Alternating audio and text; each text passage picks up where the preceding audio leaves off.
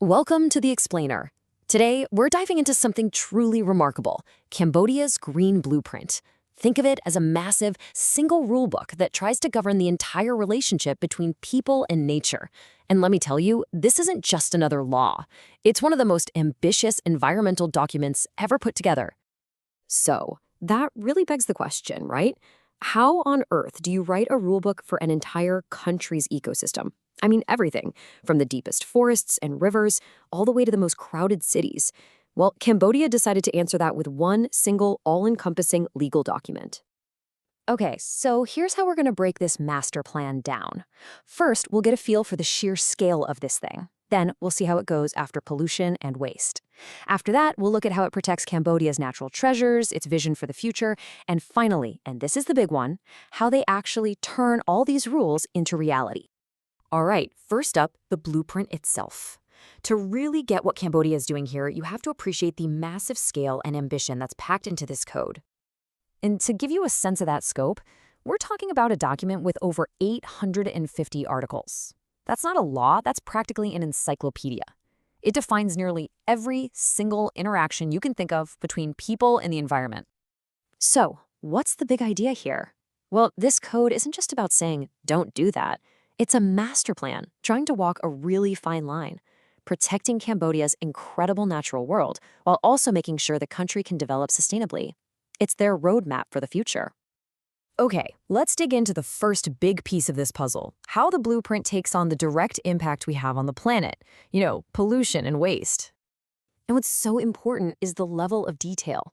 The code doesn't just vaguely say stop polluting.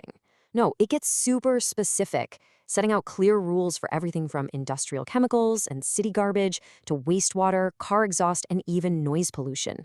That kind of detail is what makes a law actually work. Now, here's where it gets really interesting. This is the philosophy behind the whole thing. The code makes the polluter pays principle official law. It's a simple idea, but it's so powerful.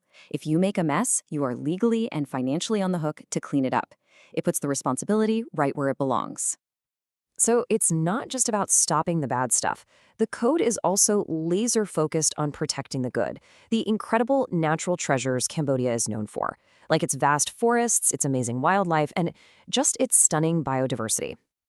And this is a perfect example of that incredible detail we were talking about.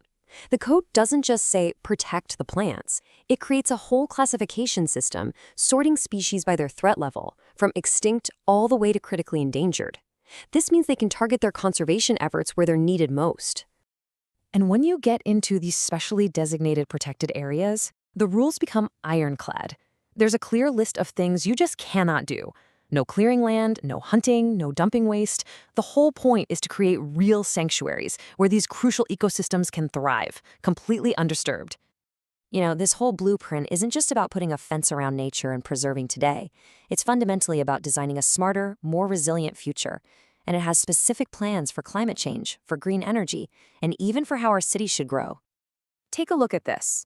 The code tackles climate change with a really smart two-pronged attack. On one side, you have mitigation.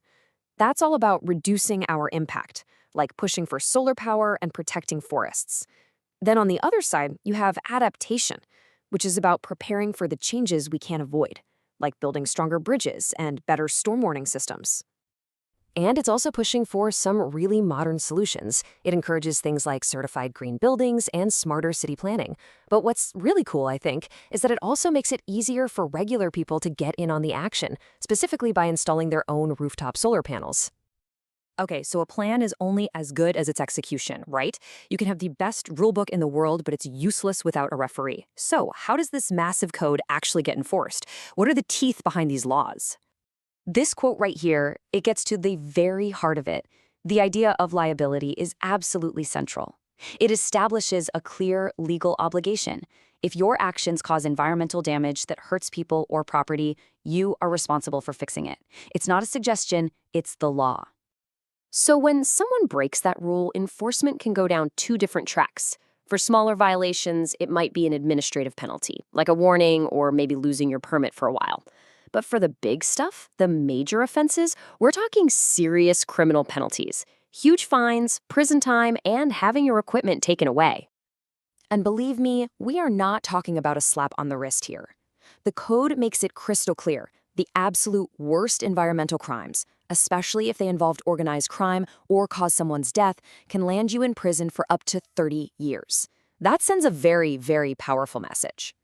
So, all of this brings us to the final big question, doesn't it?